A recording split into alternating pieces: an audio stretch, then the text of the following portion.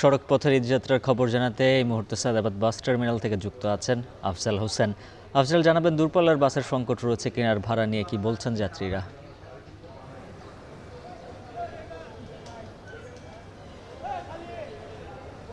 উজ্জ্বল, সায়দাবাদ সহ যে সকল বাস টার্মিনালগুলো রয়েছে কোথাও ঈদের যে আমেজ, ঈদের যেই চাপ সেটা লক্ষণীয় নয়, কোথাও নেই।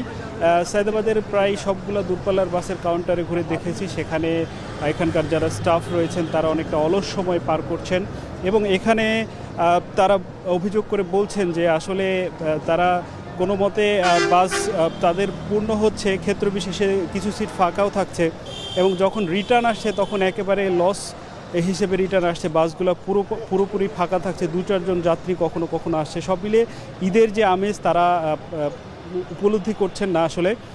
এবং এখানে ভোর থেকেই নির্দিষ্ট সময় পর পর বিভিন্ন কোম্পানির গাড়িগুলো তাদের নিজ নিজ গন্তব্যে যাচ্ছে এবং যাত্রীরাও আছেন, কিন্তু কিছু কিছু বাস ফাঁকাও দেখেছি আমরা। সুতরাং ঈদের যে চাপ, ঈদের যে বাড়তি চাপ থাকে, হুড়োহুড়ি থাকে, ওঠার পেছনে কাউন্টারগুলোতে প্রবেশ করা যায় না, টিকিট তো পাওয়াই যায় না, এই ধরনের দৃশ্য এখনও অনুপস্থিত বাস টার্মিনালগুলোতে। আমরা বিভিন্ন অন্যান্য যে টার্মিনালগুলো সেখানেও একই চিত্র বলে আমরা জানতে পেরেছি। এবং টিকিটের দামের কথা যদি বলি, আমি কয়েকটা কাউন্টারের সাথে কথা বলছি, তারা জানিয়েছেন ডিসকাউন্ট দিয়েও কোনো সময় মানে বর্তমানে আজকালের মধ্যে ডিসকাউন্ট দিয়েও তারা যাত্রী পাচ্ছেন না।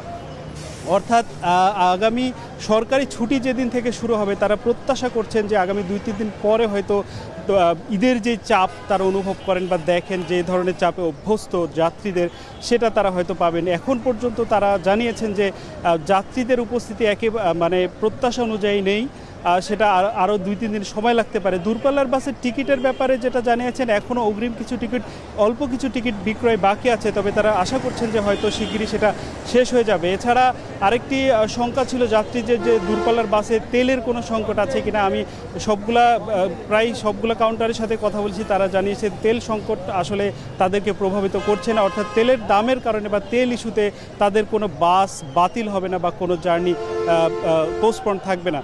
তো এই ছিল সায়দাবাদ বাস টার্মিনাল থেকে সবশেষ। সড়ক পথের ঈদযাত্রার খবর জানাচ্ছিলেন আফজাল হোসেন।